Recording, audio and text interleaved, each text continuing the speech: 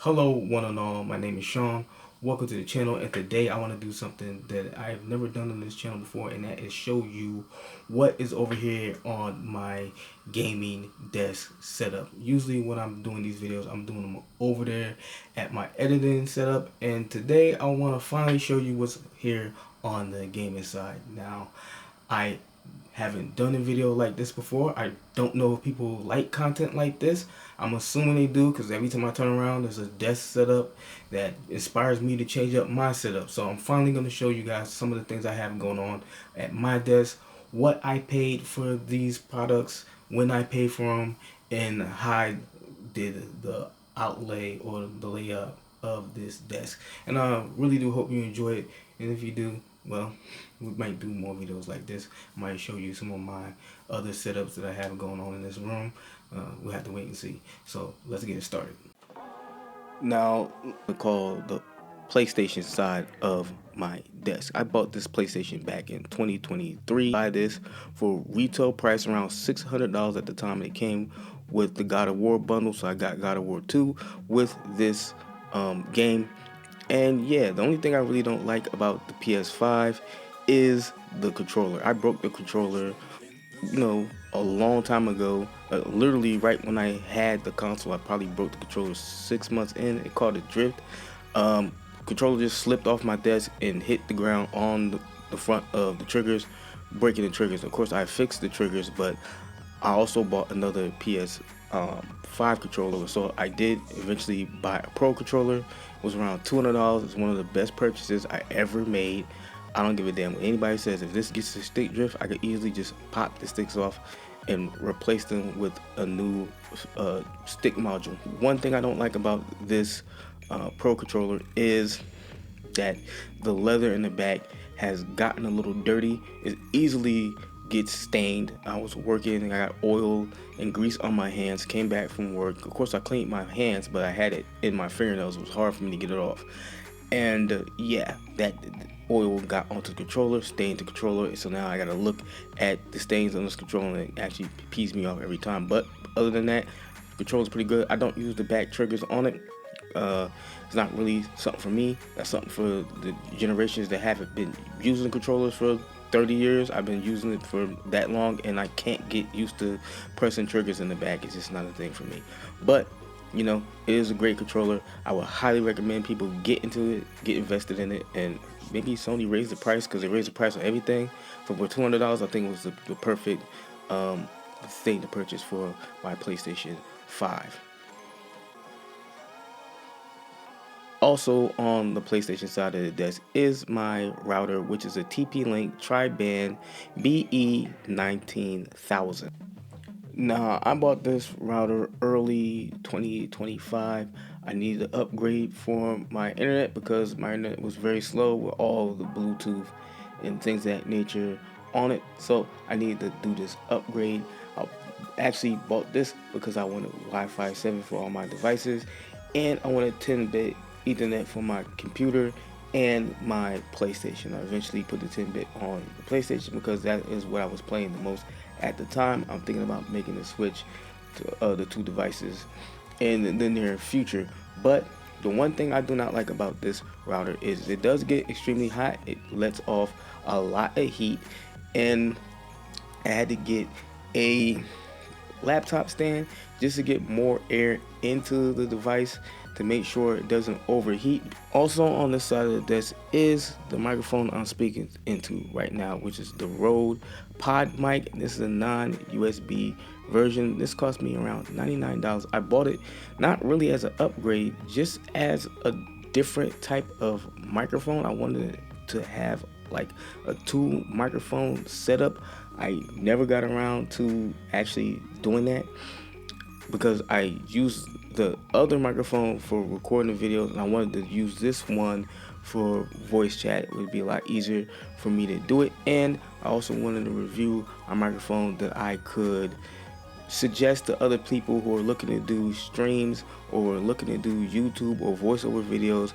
And I think this is the perfect mic for it, especially at $99. This is the best microphone, even though you do need a audio interface. I owned audio interface now for about 12, 15 years, something ridiculous like that. So I didn't need the USB microphone.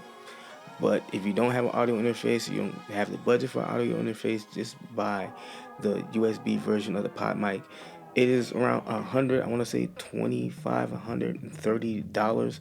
So, extra $30, you can get that USB version of the microphone. All right, now moving away from the PlayStations and the microphones and things of that nature, and let's go over to a device you've already seen on this channel, and that is my $250 Temu AliExpress Frankenstein Switch OLED. Because I already did a video about this, I'm not going to really run my mouth about it. I just play Pokemon on here. I don't use it that much because I have a PlayStation, I have a computer. Sometimes I might pick it up and play it, but I don't really go anywhere. This is more of a to-go type of device. If I'm going places, I'm going to be out for a while. I don't really go anywhere because everybody I know is like right around the corner near me, so it's not like I need to go far. And I don't really, I'm a homebody. I don't like being out, and I'm an older fella, so it's not really much for me to do out there anyway. So, okay, now let's move over to the middle of the desk, which is not really that important to the grand scheme of things. It has my cheap laptop desk shelf, which I bought just because I wanted to have more space on my desk or hide stuff on my desk like the keyboard, and I needed a place to put this soundbar, which is like one of the best things, you're gonna hear me say this a lot, that I ever paid for, because it came with a subwoofer and I wanted some more bass in the things I was listening to, the games I was playing. I wanted to be more immersed, so I bought a soundbar that came with a subwoofer, and I do not regret it. This thing actually gets damn loud. I'm talking about damn loud. I programmed it to where it didn't get that loud. Like, I purposefully made sure that this thing didn't, blow out people's eardrums. It's ridiculous. I've accidentally had this thing on like a level 20, but the soundbar was like 100. Like, it was ridiculous, and I enjoy it. I love it. Perfect. I paid around, I want to say $240, $300 for this soundbar. Of course, I got it on sale. I get most of the things I buy on sale. It's with the, I wanted to attach it under the actual TV. Only issue is I mounted the TV already, so I really couldn't get the mount the way I wanted it. So the mounts are still on the TV. I just can't mount the soundbar. Eventually, I'm gonna have somebody help me take the TV off of the mount so I can mount the soundbar under it and have it look perfectly symmetrical and actually perfect to begin with, like I want it. So with that said, talking about mounting the soundbar to the TV, let's move over to the TV. The TV on my desk setup is a LG C4 that I bought last year around Super Bowl season. Now, this is a 48-inch TV that I wasn't actually planning on buying. It was on super sale for around $1,000. And you know how they do with the Super Bowl. They always want to have more people watching, so they put TVs on sale. I wanted to get into an OLED because I was tired of my older TV making the games not look as crisp or not actually having HDR. I wanted to experience real HDR for the first time in my life. So I pulled the trigger, got this TV around Super Bowl season, and it's one of the best purchases I ever made. Like, if you can get into an OLED, get into an OLED. Don't worry about, burn-in or anything like that. The only thing you really got to worry about is the organic cells eventually dying and needing to replace this TV in a few years. But by that time, OLEDs will become a lot more affordable. You can just replace it like you replace any other TV. This I use for my PlayStation. I use it for my computer. I use it mostly for content consumption, YouTube and things of that nature. Sometimes Netflix, but mostly YouTube. And yeah, it's the perfect TV. It's the perfect size for my desk. And I don't regret buying it whatsoever. And if I could, I would buy probably something a little bit bigger if I could still have my computer on the desk, and even if I can't have my computer on the desk, I would probably buy something a little bit bigger, a 60-inch TV or something like that. But for right now, this is the perfect TV for me in this desk setup. Alright, now let's move to the side that most people are interested in, and that is the PC side of my desk. Now, this is my main gaming rig. It is powered by a 7800 X3D chip, and which is mated with a 7900 XTX graphics card. And this graphics card, despite what a lot of people might tell you, is a beast. I was about to like swear the hardest swear I ever swore, because this graphics card is more amazing than people give it credit for. Yeah, the ray tracing is garbage, and it doesn't have FSR 4. It has FSR 3, which is good enough. You don't really need fake frames for this. It doesn't need to be juiced up. It can actually power through a lot of games. I personally play a lot of my games at 4K Ultra and still get 80 to 100 FPS depending on what games I'm playing. And I don't even need to play at Ultra. You're not supposed to play games at Ultra. I just like playing games with the most detail available to me. You can play it at medium settings and get way more FPS out of this graphics card.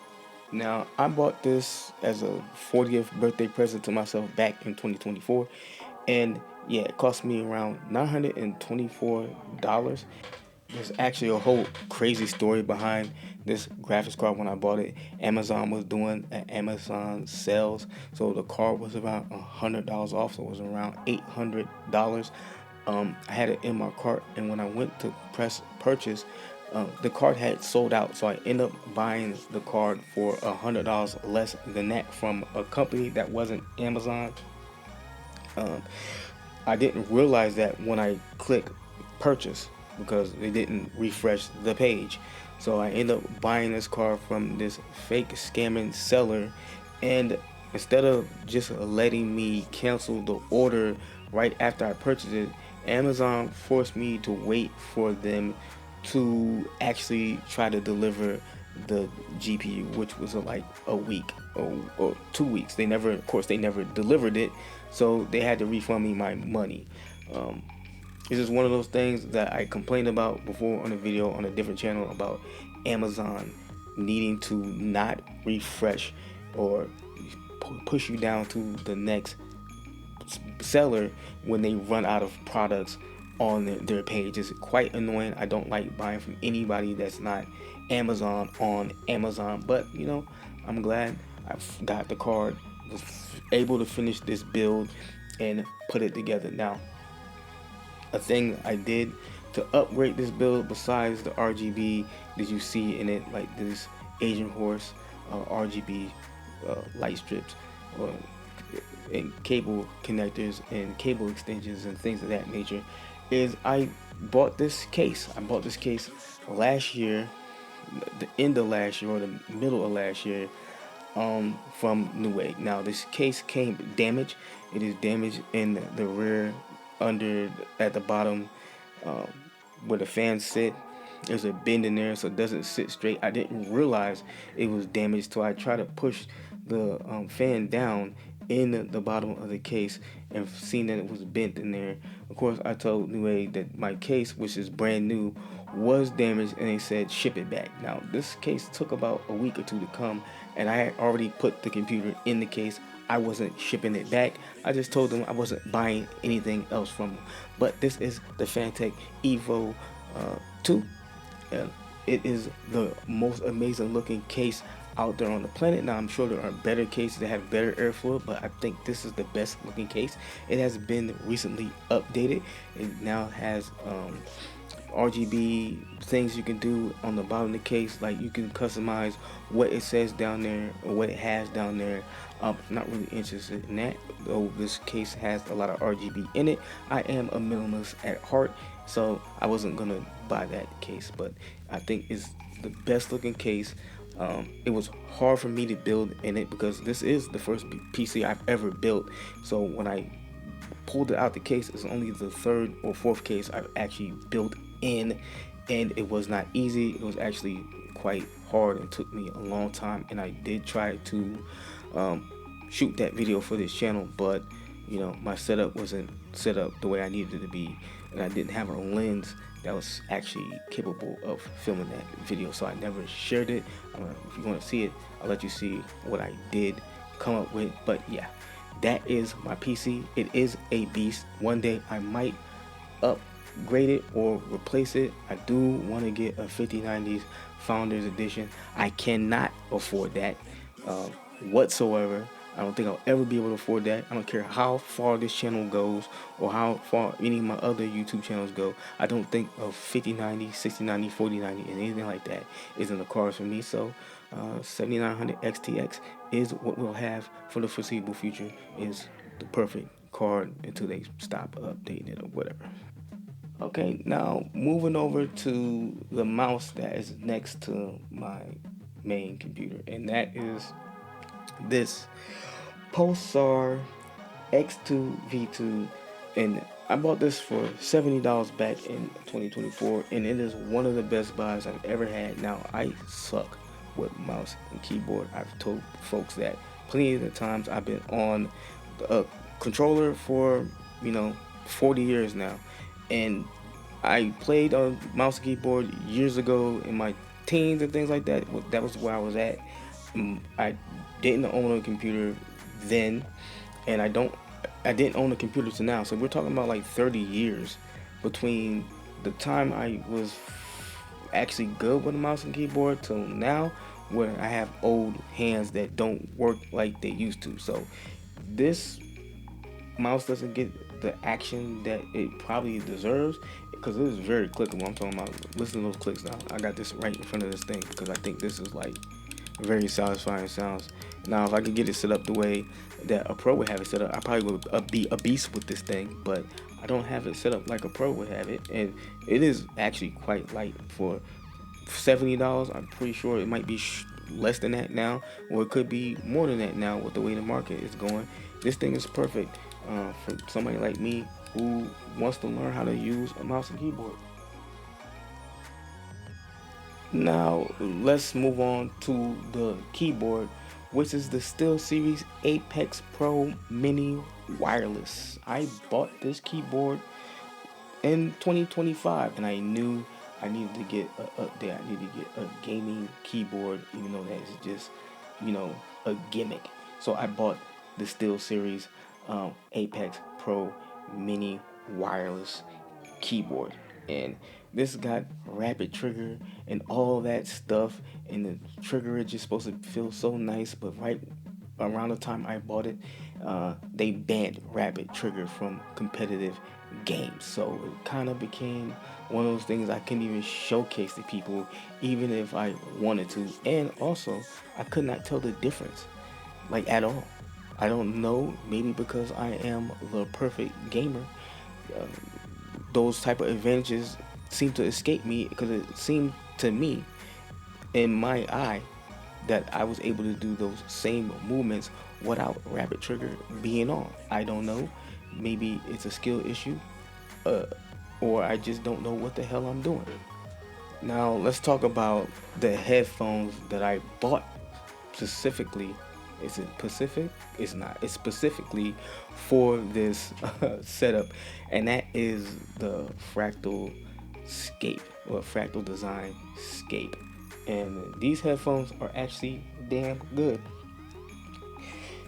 The battery life is actually pretty long. I think it's like 30 hours, and you can program it through the website. You don't have to download an extra app. You don't have to download any spyware, malware, or any of that crap. You just go straight to the website and you can configure EQ and change the lights and all that stuff on the headphones. One thing I don't really care for is it's supposed to be like noise canceling, and I don't know if they mean noise canceling through the microphone or noise canceling through the speakers. I think it's through the microphone, but like a lot of background noise gets into these headphones, so you can hear a lot of things while you're using it, and it becomes very distracting. But that's one thing I don't like. I'm not gonna say that it's uncomfortable. I've actually had it on my ears and forgot that I had the headphones on my ears. So I wouldn't say it's uncomfortable, even though it looks heavy. To me, it's not very heavy at all. And I do have sensitive ears. If you've seen some of my other videos when I'm talking about the ear cuffs on other headphones, these ones not really too uncomfortable. What I will say is that microphone on there might be garbage. That might be OBS, or that might be me. I haven't really done any EQ on it. I haven't done anything setting wise to make the microphone sound as good as, let's say, this microphone or my other microphone, what I'll talk about in a few seconds.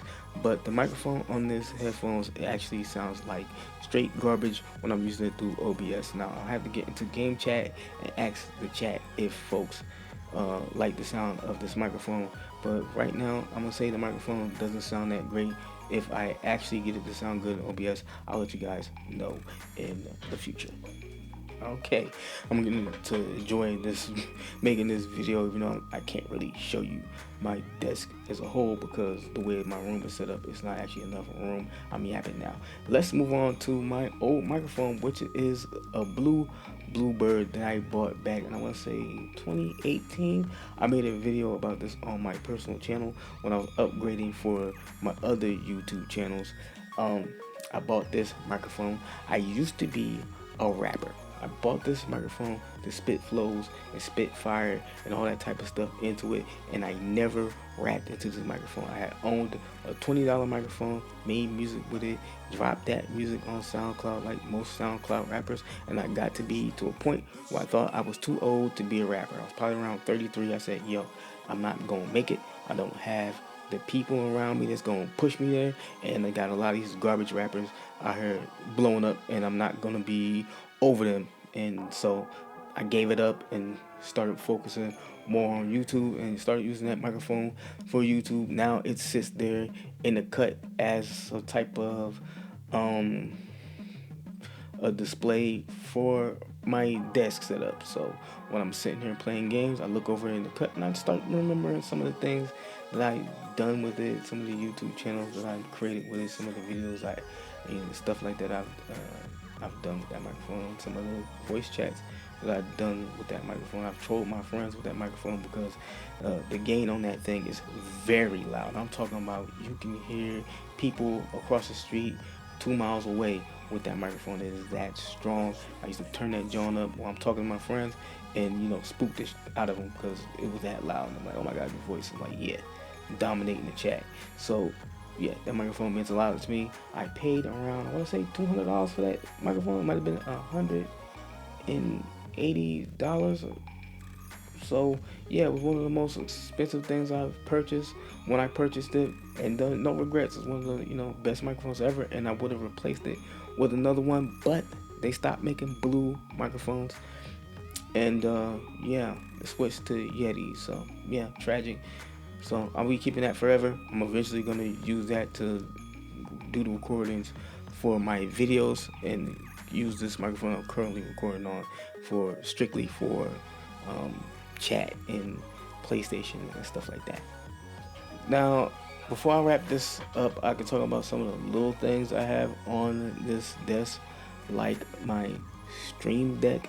Now, usually when I'm talking too fast, I'll call this a Steam Deck. I don't know, it's just a habit that I have. Sometimes I don't even catch myself doing it because Stream Deck and Steam Deck are too close in proximity. Even when I Google it, the Google will give me the Steam Deck. But this is a Stream Deck. I bought this, I want to say in 21 or 22, one of them years, and I bought it to work on my streams and things of that nature. And I bought it for my Mac.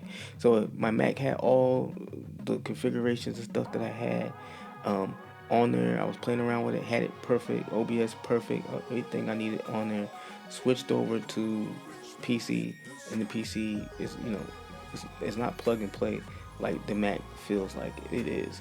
I had to reprogram this Stream Deck, and I haven't gotten it down the way I want. I used to have pictures and stuff, fun pictures and stuff, had it looking real good. I don't have any of that going on right now, so it does have the same oomph it had when I used it on Mac. Now that it's on the PC side of things, so I'm gonna have it the way I want it. So when I'm doing my streams and things of that nature, I can actually be able to hit my prompts and change my scenes and all that type of stuff like a regular streamer would. But we have to wait and see. So Stream Deck had it for some years. I'm gonna try to incorporate it more into what I do on a daily basis. Now, another thing I have on this desk is a charger, a Razer charger that I use to charge the um, PlayStation 5 controllers that are now dead. They no longer work, and my other PlayStation 5 controller is being borrowed at the moment. So when that comes back, I guess it'll be sitting right there on that charger and can start working on my PC. That controller might be broken, so it might not do that. I'm eventually gonna have to buy a new controller for my PC. We'll have to wait and see. There's also uh, something I use to do my top-down videos. It's kind of hard for me to shoot that to show you what it looks like because of the way this room is set up.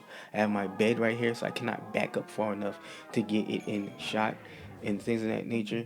Oh, one last thing, because I always forget to talk about the actual desk. Let's talk about the desk. This is a MSI, different company, butcher block top that I bought from Home Depot with Top Sky legs that I got on Amazon. The butcher top cost me around $160. It's $189 now.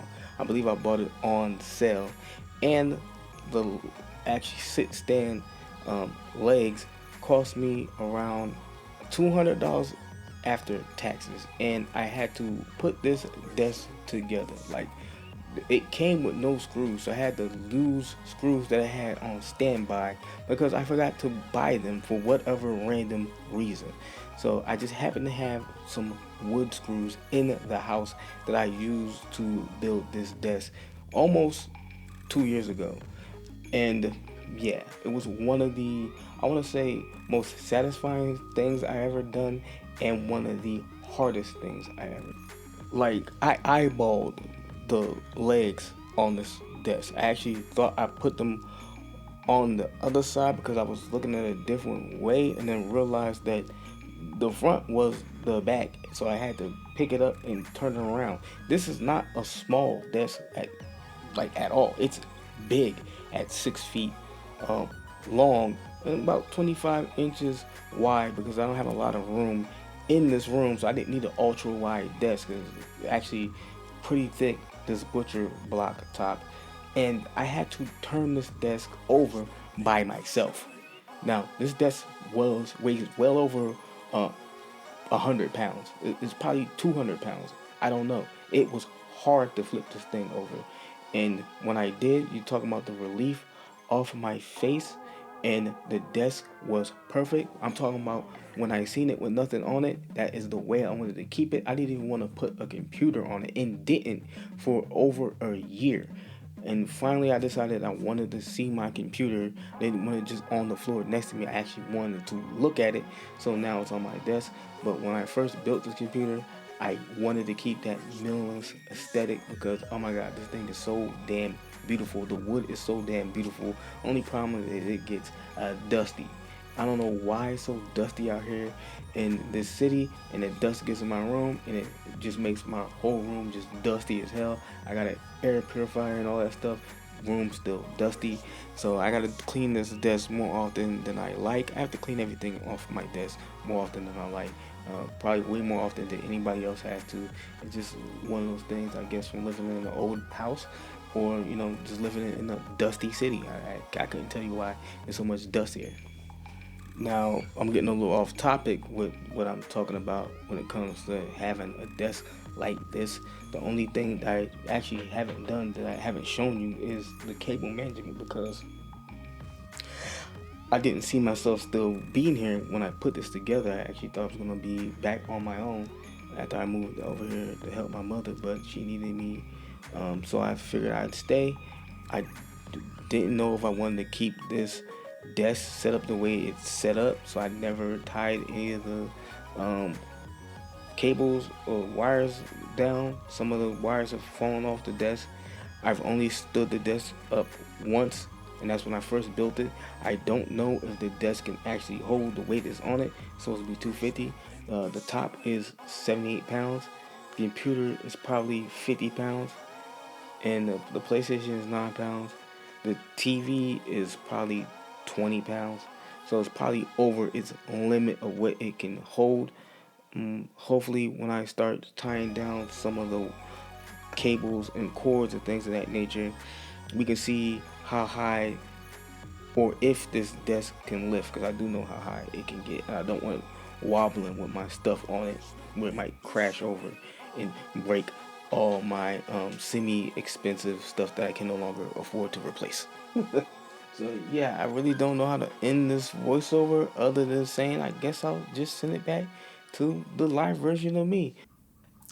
Thanks, Pass Me, for setting me up for the outro of this video. I hope you guys enjoyed the content. I hope you enjoyed some of the products that I've showed.